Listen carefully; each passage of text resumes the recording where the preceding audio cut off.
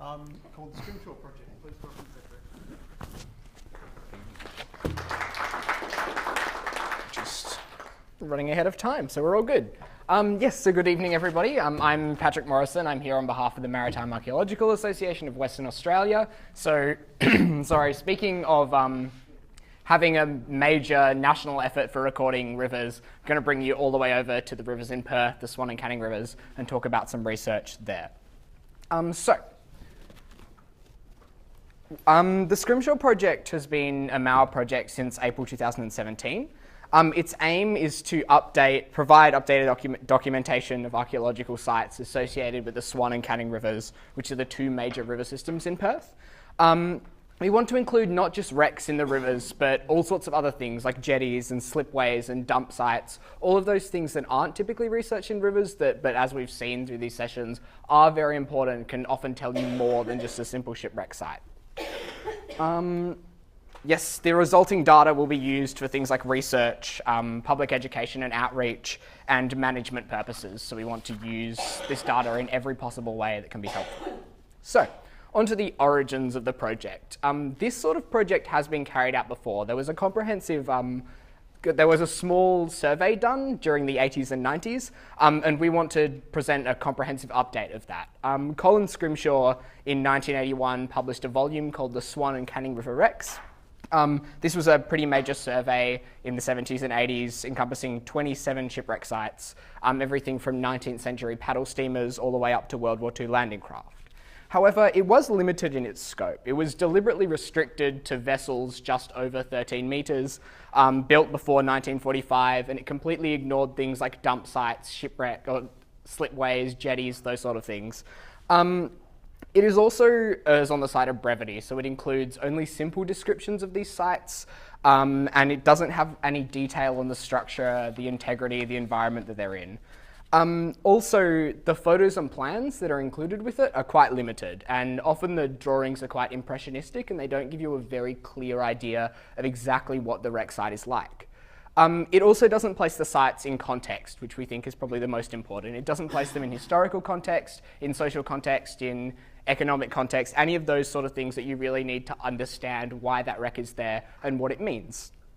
It also doesn't attempt to inform management in any way, so it doesn't include any information that you would need to effectively manage it, and therefore has very limited value as a management resource. This is compounded by the fact that there's been no re-recording on pretty much all of the sites for the last 40 years. So to be honest, we have absolutely no idea what a lot of the sites look like at the moment, and therefore no way to manage them or understand what to do.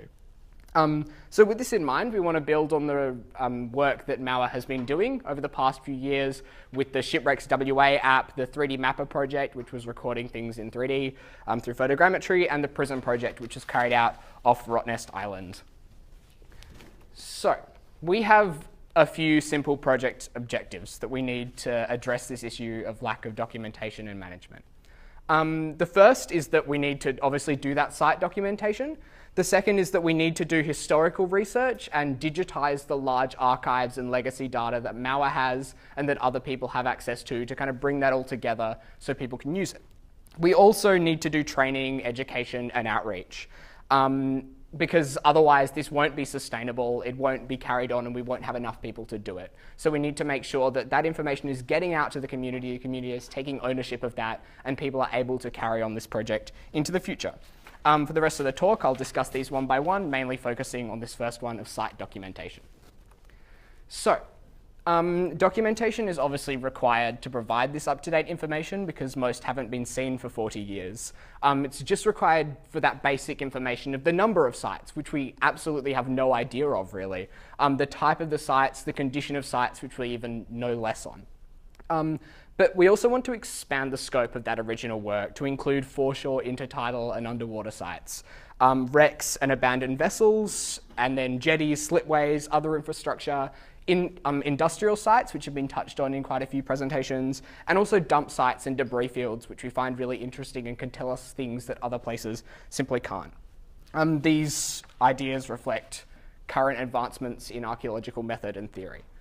So on that we have various influences in this project. Krista Wendertal's concept of maritime cultural landscape, and we've heard a lot about that.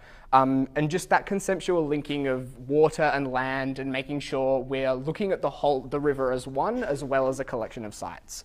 Mac McCarthy and Nathan Richards' work on vessel abandonment, its process in economic, political, social factors, just like why are vessels abandoned.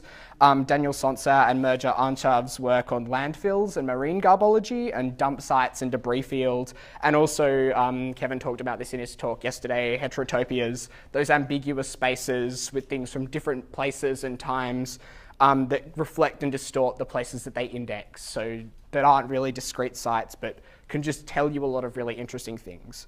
And also Mary Douglas's work, matter out of place, consumption, waste, things like that. So, the initial fieldwork focus that we've had is twofold. The first thing we've been trying to do is train a lot of new members, and the second thing we've been doing is just development and looking at all of the various sites and trying to work out how big this project is going to be and what sort of thing that we're tackling, and also just developing methodologies to make sure we can record what is obviously very difficult sites. We have limited visibility, that sort of thing. For this, we've decided on using primarily underwater photogrammetry. Because of the size and complexity of these sites, we found it's necessary in a lot of cases. We're looking at sites that are hundreds of square meters across, and we need that detail of individual bottles or individual pieces of scrap metal, and that's simply impossible to record traditionally. However, we need to go beyond pretty pictures, and we know we've touched on it before in other talks that there is a tendency to just use photogrammetry to produce a pretty picture that doesn't have any genuine research value. So what we've been doing is developing ways, which I'll touch on in a moment, of making sure they are useful, calibrating them, georeferencing them, scaling them in a really cost-effective and quick way that a community organisation can do. This allows, once they're scaled and georeferenced, they can be brought into GIS software, they can be used to extract ortho images or bathymetric plots, and they can also be used for time-based analysis, so looking at what that site is doing over a really long period of time, because if it's in the same place and you've got the same model, you can really easily see how that changes. That's really important for monitoring. But yeah, so the important thing is that we've got a lot of diverse sites, and to reflect that, we've done a lot of work making sure we're looking at diverse sites in this early stage. We looked at a cluster of modern wrecks in the Coombe at Mosman Park. We've looked at terrestrial and underwater debris fields, and then we've looked at some dump sites like around Blackwell Reach. So, onto this first. So there's all of the sites in the river that we've looked at, kind of down one end of the river so far. We've done a little bit work further up north. So, the first one is these Coombe shallow wrecks. There's 3 undocumented abandoned vessels that sit a short distance offshore in Mosman Bay from around 9 to 12 metres underwater. They're popular as a training site for local divers, but no one really knows what they are or why they're there, and they haven't done any research on them. We recorded them with 2 diver teams, or 2 teams of 2 divers, and yep, this is one of the results that we've got, and I'll show you one in a moment. But what you're looking at here is one of the ways we made sure this 3D data was really usable. We got the average GPS mark of a marker buoy that was sitting central to these wrecks, and we measured the distance and bearing from the base plate of that marker buoy to control points on each of the wrecks. We then measured from that control point on the wrecks to other points in the wrecks. We measured the depth, the orientation, and the distances between them, and we were able to put that in a free version of Site Recorder and get a full 3-dimensional map of where they all sit with each other. We found this was quick and easy and gave some really useful and acceptable results. You can see here that they've all been placed over a Google Earth image, and that 3D photogrammetry was just done with a GoPro using stills and video, and that was simply done using compasses and depth gauges and things like that. And we were able to get a fully scaled and georeferenced model that gives you a real idea of what the site looks like and not just the individual wrecks sitting where they are. Yes. So, on to the next site, which is the industrial sites of Rocky Bay. There are a lot of these. You can see them kind of all around the river. there's a continuous spread of sites. It was previously an industrial area, and we focused on the Burford Soap Factory and the State Shipbuilding Yard and the Mount Lyell Pump Section, and they just kind of represent a whole bunch of sites all the way over this curve. The first one on this Burford Soap Factory, this was constructed in 1896 over an earlier soap factory. It made soaps and candles until 1930, and the waste from that plant soaped up in the bay and led it to being called Soapy Bay because it looked like a bubble bath. There was also a pump house that was built down on the base of the cliffs to pump things up. And that was recorded by Darren Cooper in 2012, and then was subsequently destroyed by a rockfall quite recently when we went back to look at it. So the debris field of the underwater site, which is displayed above, was recorded by us in April 2017. And it turned out to be larger than previous recorded. It was 45 metres by 10 metres across. It was recorded by a 4-person team, and you can see in the middle there's quite a large gap in where we recorded. That reflects how difficult it was to record on the site. The visibility was sometimes just that much. And also, it's somewhat featureless, so it was really hard to navigate, and we didn't realise that we just missed a large section in the middle. So this clearly means we learnt something. We need a different approach to here because we are looking at sites like this. So we need to just use navigation aids, lay down some lines to follow. We need to put control points in just for us so we know where we are. And also we need to do video runs and other forms of recording when photogrammetry fails like this because we don't have that information there. And without video runs, it would be really, really hard to find it. Also, we looked at the State Shipbuilding Yard and the Mount Lyell Pump Station. These are 2 sites in a debris field also recorded by Darren Cooper. We re-inspected them in August 2017 and we found all sorts of additional elements. You can see one there in the Mount Lyell Pumping Station. And then this is a site we're going to record more in the coming months. So, onto the last site that we recorded, and this was done really recently. This is Blackwell Reach. This is a dumping site. So, we very recently began to document this site just a few weeks ago. It's an extensive dump site at the foot of a cliff on Blackwell Reach. It extends by about 40 to 20 metres, so again, it's a very large site with lots of very small features. And this is probably a bigger dump site than just 40 by 20 metres, but this is all we've managed to see so far. There's car bodies, there's motorbikes, there's bricks, suitcases, domestic refuse, and also people have found all sorts of other things. There's like reports of bodies being there. There's like guns reported being found. So not always sure which ones are true, but people dump everything here, and that's something that we want to study.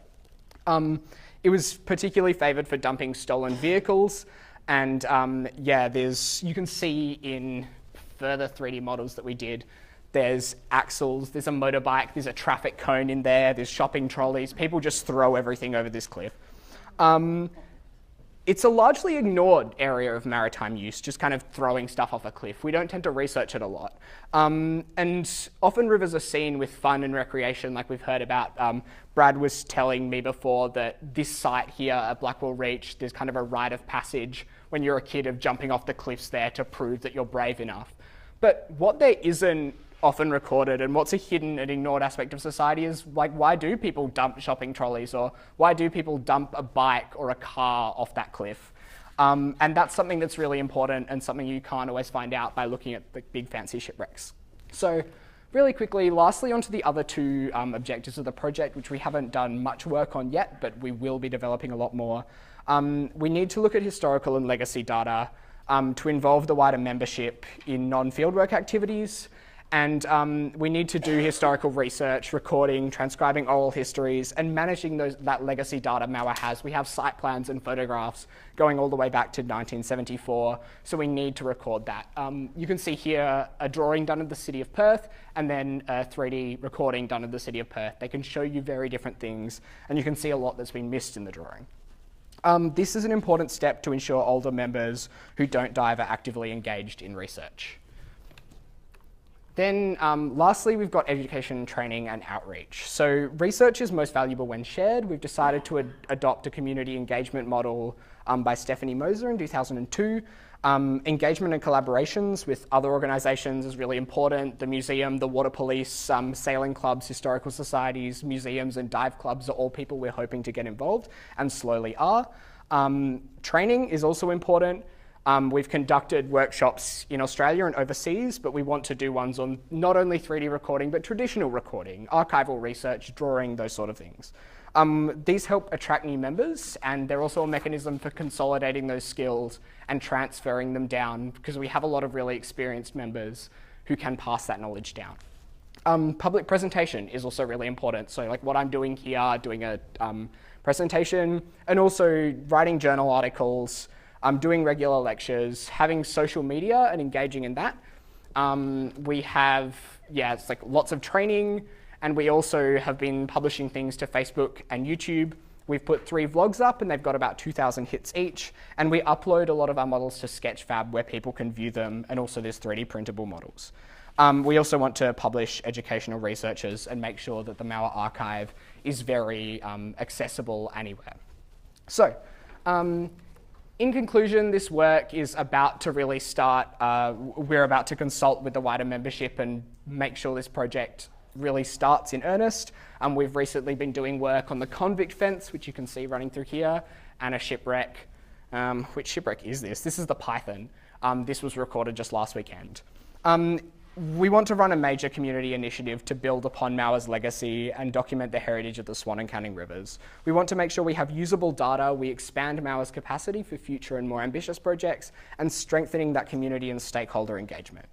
We want an open science ethos with training and outreach, data transparency, and really accessible information, and this means we'll be sustainable in the long term. Without that, with just a few people working on it, this will never continue in the way that's necessary for monitoring and useful research. The next step is wider consultations with members and doing that ground truthing, going and digitizing that data and looking through to find all that useful information and produce something really useful out of it. So thank you very much.